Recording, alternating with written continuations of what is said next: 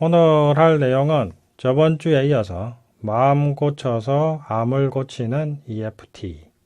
마음을 고쳐서 암을 고치는 EFT. 두 번째 시간입니다.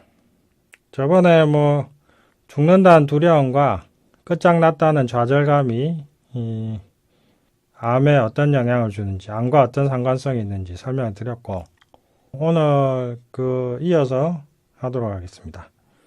저번에 이제 마지막 시간 끝부분에서 이제 태안에서 원유 유출하고 나면서 마을 주민 전체가 이제 좌절감에 빠지고 자살하기도 하고 암 환자가 급증했다. 100명당 거의 1.5명 수준으로 급증했는데, 그거에 대해 설명드렸고, 그 뒤에 이어서 하도록 하겠습니다.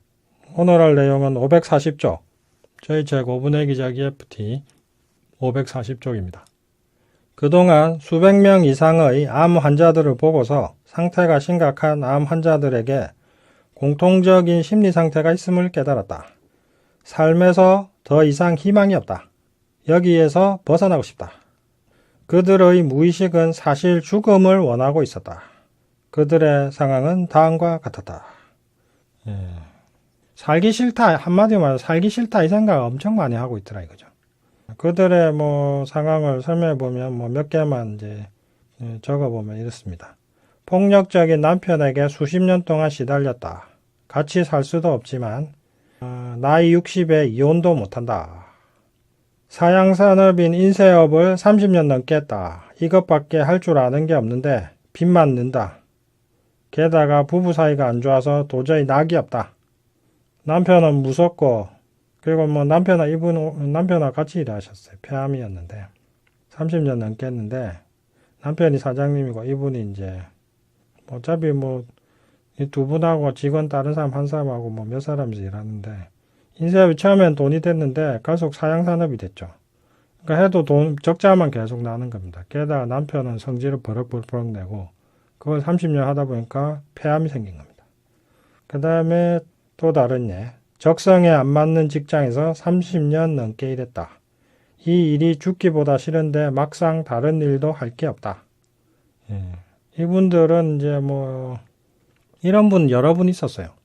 하기 싫은 일을 20년, 30년 하다가 암이 계속 재발되고 아니면 암 사기가 되고 전이가 되고 그래서 하기 싫은 일을 계속 하면은 암이 재발할 수밖에 없다. 아니면 살기 싫은 사람하고 계속 20년, 30년 살면 암이 생길 수밖에 없고 암을 고쳐도 또 재발하더라. 스트레스 원인은 크게 보면 일하고 일, 돈, 인간관계 이 세 가지죠. 근데 돈은 없어도 하고 싶은 일 하고 정을 주고받으며 살면은 큰 문제가 안 되는데 그런 사람이 또 먹고 살 만큼 돈도 벌죠. 하여튼 이런 상황들.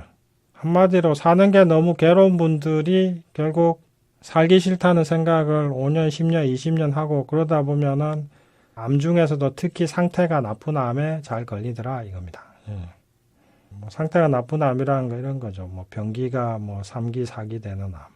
그 다음에 치료를 해도 자꾸 재발되는 암. 이런 것들이죠. 2번 재발하고 3번 재발하고. 그들에게 암이란 이런 절망적인 삶에서 벗어나고 싶은 무의식의 표현이었다. 나는 이렇게 생각한다.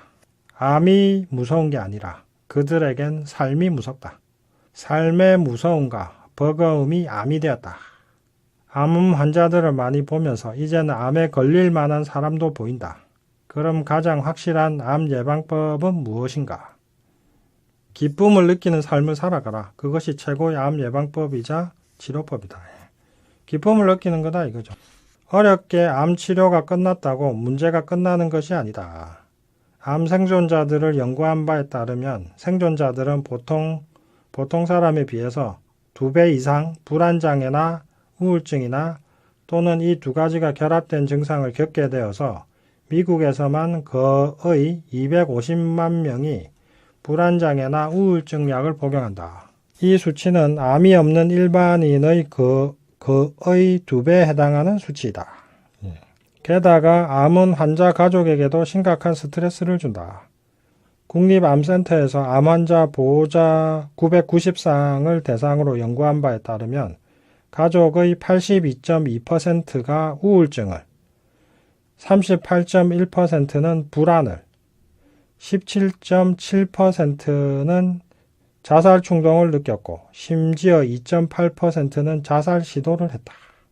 예.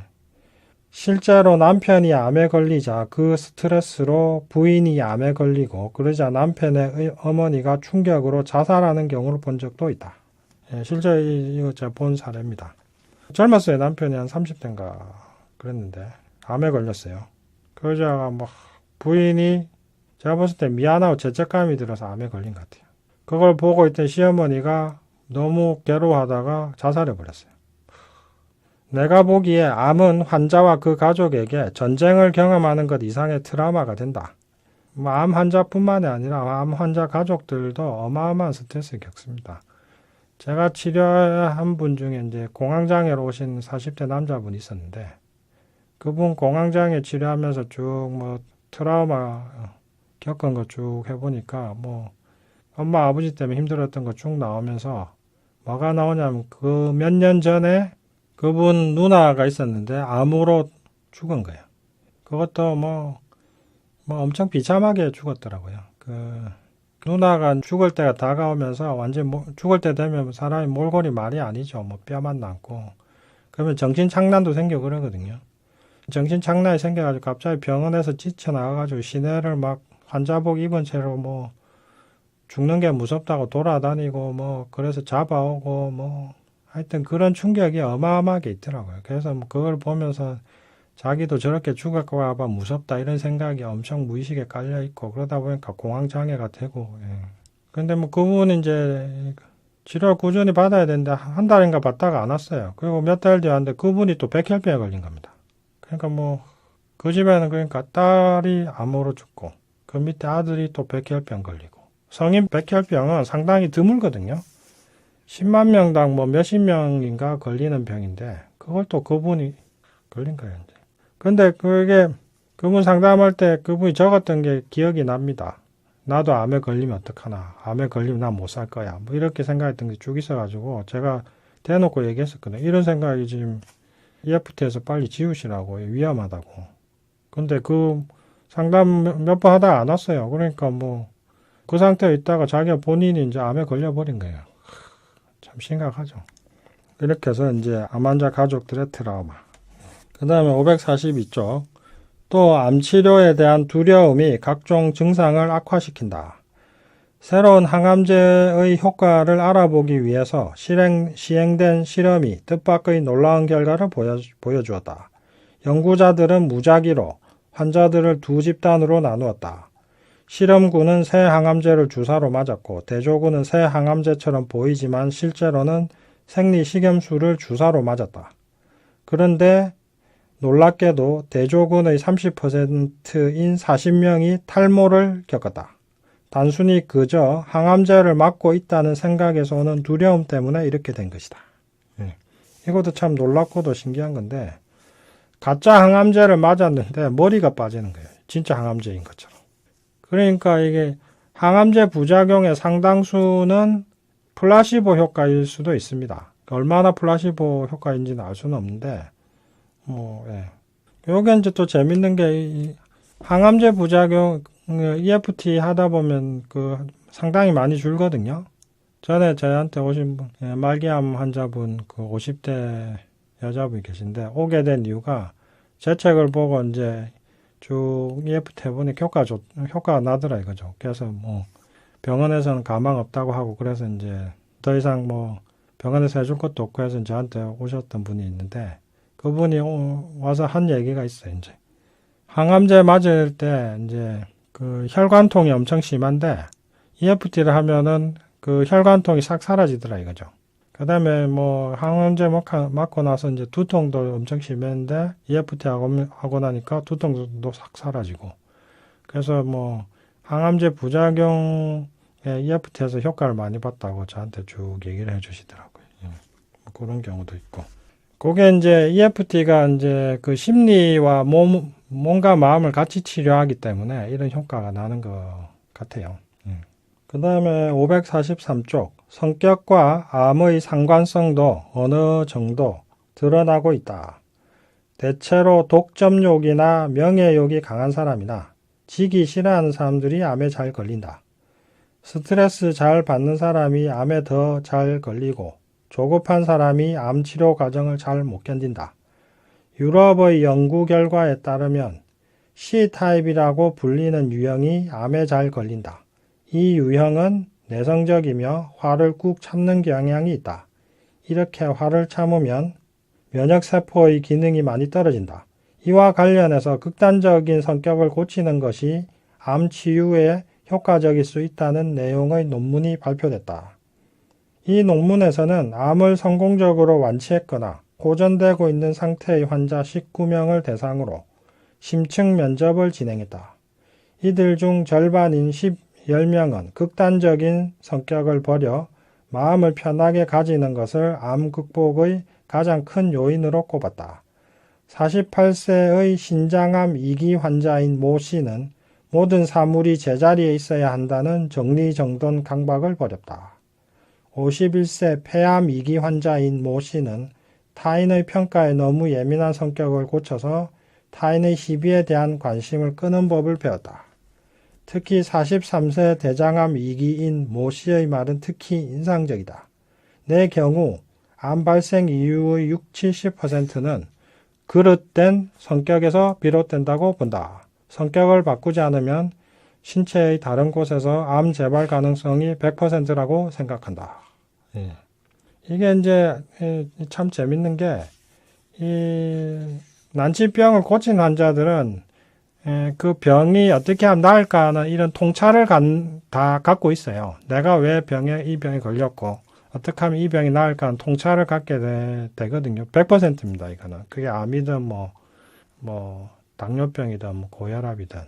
자, 여기 나온 분들도 뭔가 자신의 병에 대한 통찰을 갖고 있고 그걸 얘기를 하죠.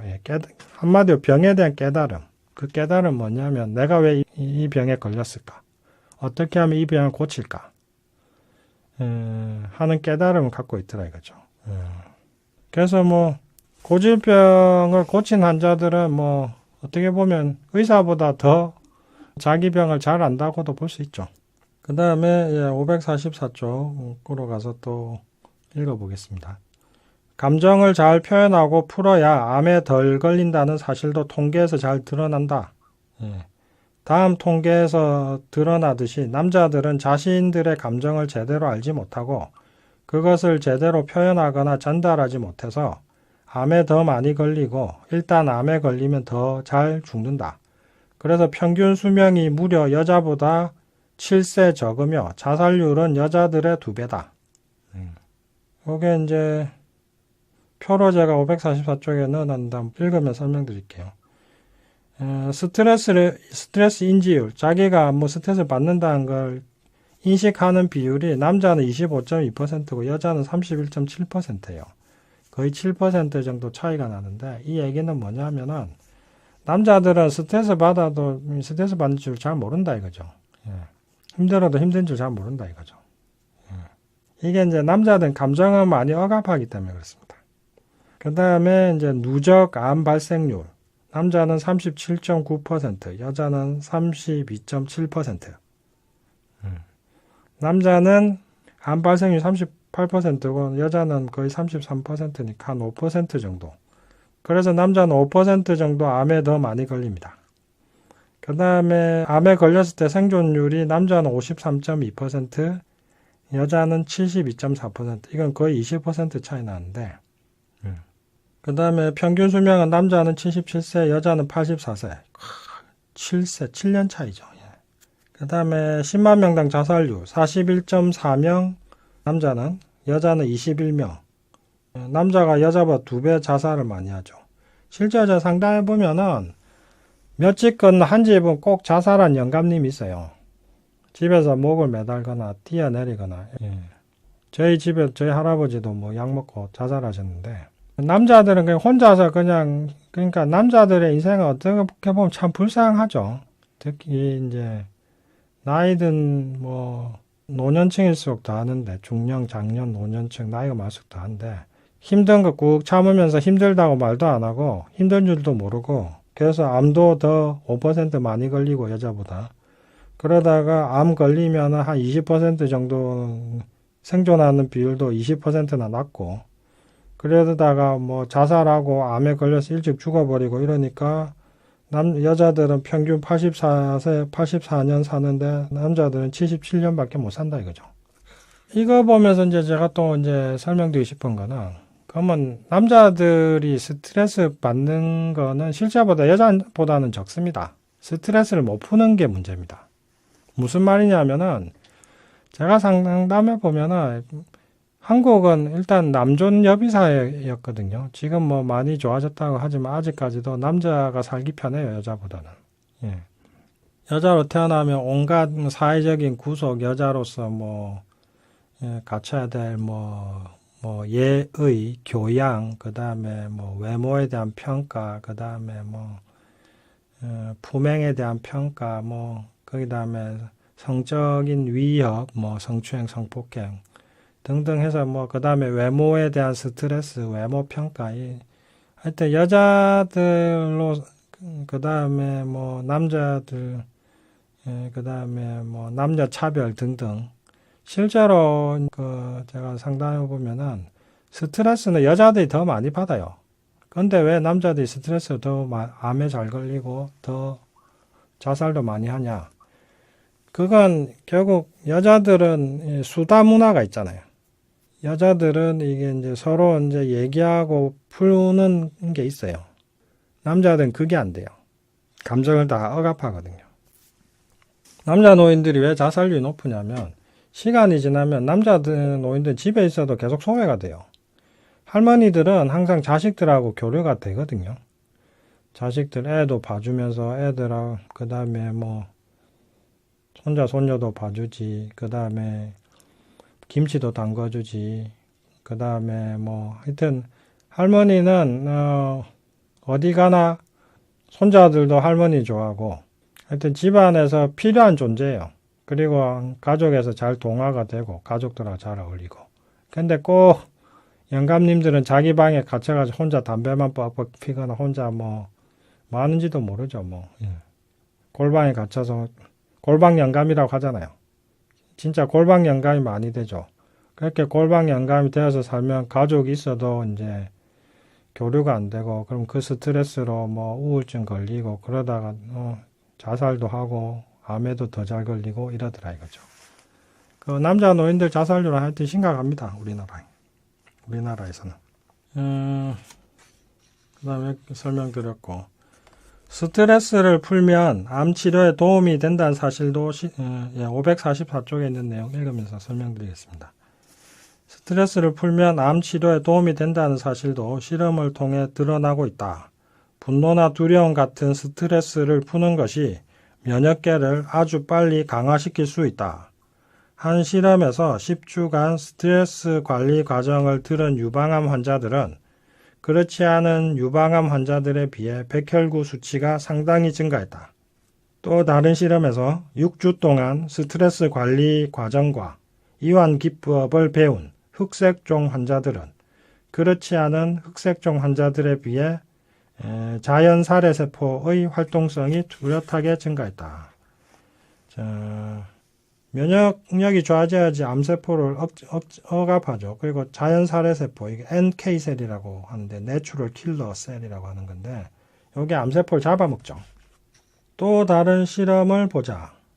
자발적으로 즉각적인 치료를 선택하지 않은 초기 전립선 암 환자들을 두 집단의 무작위로 배분하였다. 한 집단은 주의 관찰 대상으로 치료는 받지 않고 연구진이 정밀하게 상태를 관찰했다. 또 다른 집단은 대체요법 대상으로 야채가 풍부한 식사, 날마다 운동하기, 스트레스를 풀어주고 행복감을 늘려주는 감정 처리 기법을 받았다. 두 집단 모두 병 상태가 안 좋다고 느끼면 언제든지 실험에서 빠져서 치료를 받을 수 있었다. 주의 관찰 집단에서는 6명이 암이 악화되어 실험에서 탈락한 뒤 항암 치료를 시작했다. 반면에 대체요법 집단에서는 한 명도 암이 악화되지 않았고 종양지표가 평균 4%까지 감소했다. 반면에 주의관찰 집단에서는 종양지표가 6%까지 증가했다. 추적 조사 결과는 더욱더 놀라웠다. 대체요법 집단은 애초에 종양 유전자가 발현되어 있었는데 겨우 3개월 만에 이 유전자의 발현이 억제되었다. 자, 그러니까 대체요법 집단은 애초에 종양 유전자 발현되어 있었는데 이 다양한 감정 스트레스 풀어주는 방법들 쭉 하니까 종양 유전자 발현이 3개월만 억제됐다 이거죠. 유전자 기능이 바뀌었다 이거죠. 정리하자면 스트레스를 풀고 행복감을 고취시킴으로써 그들의 암 유전자 발현을 억제하고 이미 나타난 암세포도 줄일 수 있었다는 것이다. 자, 이렇게 해서 스트레스, 감정과 암의 관계에 대해서 이제 쭉 설명해 드리는데 암치료의 관계 어떻습니까? 하여튼 저도 암 환자분들 암 때문에 오신 분도 있고 광장이나 우울증이나 다른 게 있는데 보니까 얘기해 보니까 암이 있는 분도 있고 그러다 보니까 수백 명 이상 하게 됐죠. 그러면서 수백 명이면 명의 암 환자니까 적지 않은 경험이죠. 그것도 수백 명을 암 환자들 수천 시간씩 상담하면서 그분들 내면 상태 들어보고 쭉 한 거니까. 네. 그래서 이제 어떻게 보면 암 환자들의 심리적인 부분과 암의 관계에 대해서 적지 않은 경험을 하고 이제 했다고 볼 수 있는데, 하여튼 그런 저희 경험과 이런 다양한 자료들을 이렇게 지금 다양한 자료들을 보여드리면서 마음이 어떻게 마음을 만들어내고 또 마음이 어떻게 암을 고치는지에 대해서 이제 지금 설명을 드리는 겁니다. 제 설명 들으시는 분들 들으시면서 암을 고치고 암을 예방하는 법을 애청자 여러분들이 다 깨닫기를 바라고요. 그런 마음으로 지금 방송하고 있습니다. 지금 추세대로 하면은 2명 앞으로는 다들 고령화 시대고 또 만성질환의 시대라서 다들 2명 중 1명, 3명 중 1명은 암에 걸릴 거라는 통계가 이미 나와 있습니다. 그래서 암을 치료하고 예방하는 것에 대해서 이해하는 것은 행복하고 건강한 삶을 살기 위해서 필수다라고 할 수 있겠습니다. 오늘은 여기까지 하도록 하겠습니다. 다음 주 이 시간에 또 찾아뵙겠습니다. 안녕히 계십시오. 감사합니다.